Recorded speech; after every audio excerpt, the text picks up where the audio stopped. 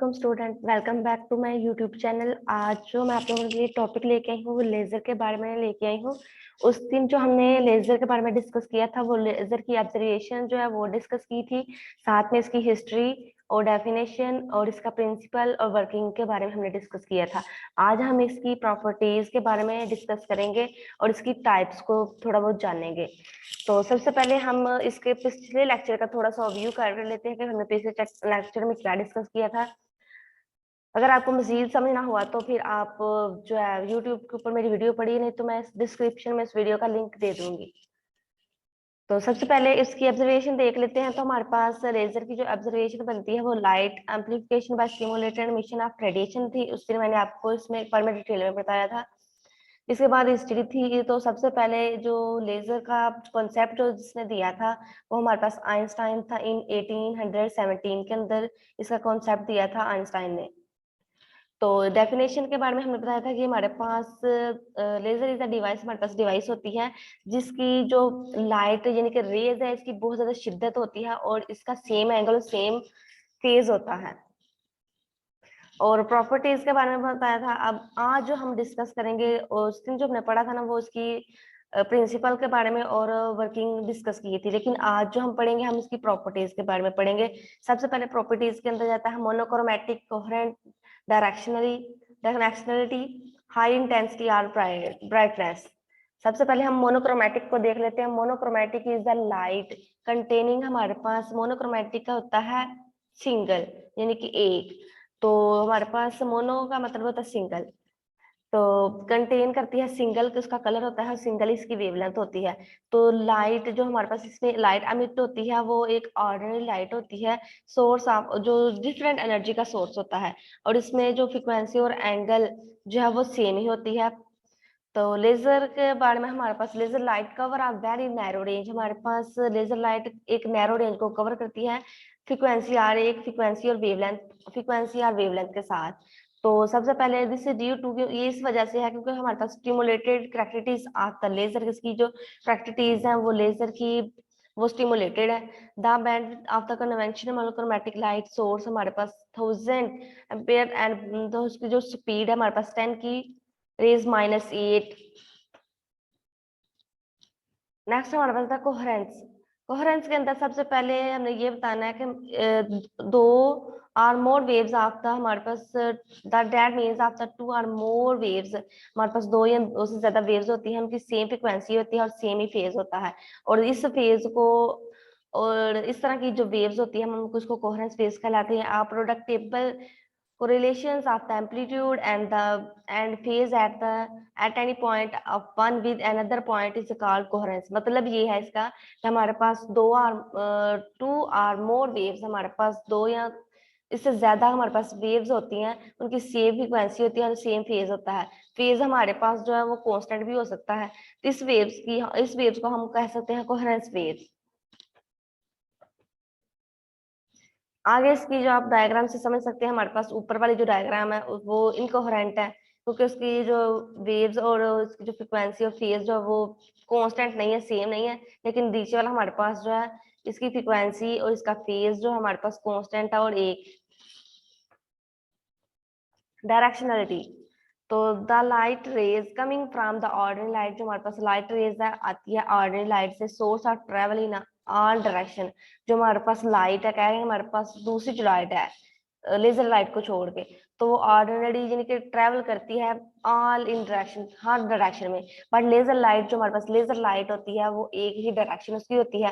For example the light emitted, जो हमारे पास लाइट एमिट होती है टॉर्च की, स्प्रेड 1 किलोमीटर डिस्टेंस, वो फैलती है 1 किलोमीटर डिस्टेंस तक। It spread 1 kilometre distance, it spreads. तो बट द लेजर लाइट, जो हमारे पास लेजर लाइट है स्प्रेड कहते हैं फैलती है फ्यू सेंटीमीटर, कुछ सेंटीमीटर तक। Even it has a travel lake, इसका ट्रेवल जो डिस्टेंस है वो कम होता है किलोमीटर डिस्टेंस से। तो इसका फार्मूला है del theta is equal R2 - R1 over D2 - D1। Highly intense or brightness, इसकी हाईली इंटेंसिटी और ब्राइटनेस के बारे में इसमें आपने डिस्कस करना है। Laser light is a highly intense than conventional light, हमारे पास जो लेजर लाइट है वो हाईली इंटेंस होती है we know that the intensity of the rays is the energy. आप जानते हैं कि हमारे पास जो इंटेंसिटी है वो एक एनर्जी होती है पर यूनिट टाइम्स, एक टाइम्स के लिए, flowing through a specific area, जो एक स्पेसिफिक एरिया को जो कवर करती है, एक बहती है।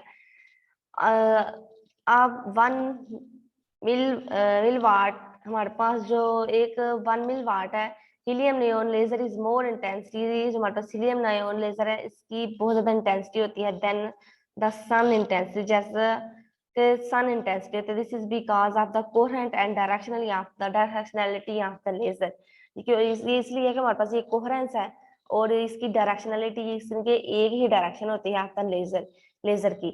नेक्स्ट हम इसकी पढ़ लेते हैं टाइप्स के बारे में। तो लेजर की जो मोस्ट कॉमन यूट्यूब पे जो वीडियो बनी हुई है वो 4 टाइप्स बता रहे हैं, लेकिन जो मेरे सामने आई है उसकी 6 टाइप्स हैं। सबसे पहले आ जाती है solid state laser, gas state laser. Solid state laser के अंदर हमारे पास आ जाता है डायोड लेजर, रूबी लेजर के ऊपर भी मैं इंशाल्लाह कोशिश करूंगी कि फुल डिटेल के साथ वीडियो बनाऊं। उसके बाद आता है गैस लेजर। गैस लेजर के आ जाता है हमारे पास हीलियम नियॉन लेजर, इसके ऊपर भी एक वीडियो बनेगी इंशाल्लाह। और liquid laser, semiconductor laser, chemical laser और मेटल वेस्पर लेजर्स। सबसे पहले हम सॉलिड लेजर के बारे में पढ़ लेते हैं। Solid laser is a type, हमारे पास एक लेजर की टाइप है where the medium use a solid, जिसमें हम मीडियम को एज अ सॉलिड यूज करते हैं। The solid material used in this laser is either, कहते हैं कि हमारे पास जो हम सॉलिड मटेरियल यूज करते हैं वो हमारे पास ग्लास भी हो सकता है, क्रिस्टलाइन मटेरियल्स भी हो सकते हैं।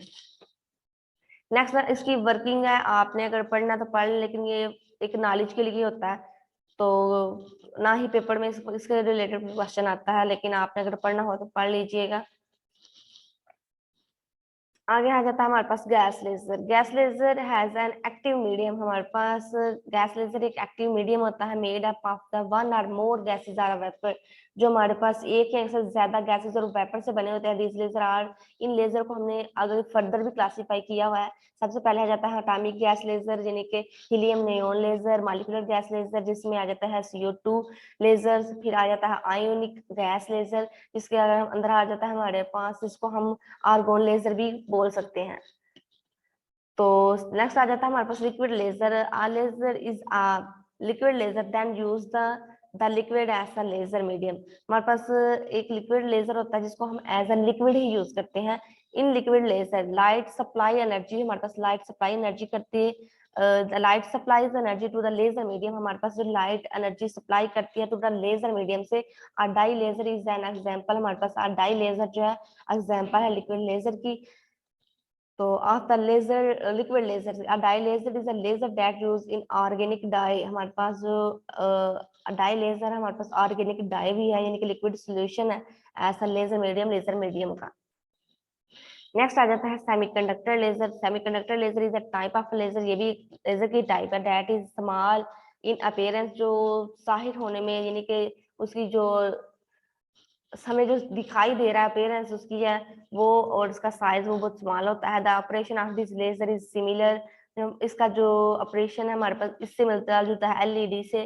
बट द करेक्टरिटीज, लेकिन इसकी जो करेक्टरिटीज है आपका आउटपुट है बीम और द लेजर लाइट, यानी कि इसकी सिमिलैरिटीज है वो LED से है, लेकिन इसकी जो करेक्टरिटीज है वो आउटपुट है। जैसा कि हमारे पास हम टॉर्च को ऑन करते हैं तो उसके अंदर से जो रेज लाइट निकलती है वो हमारे पास एज आउटपुट ही काम करती है।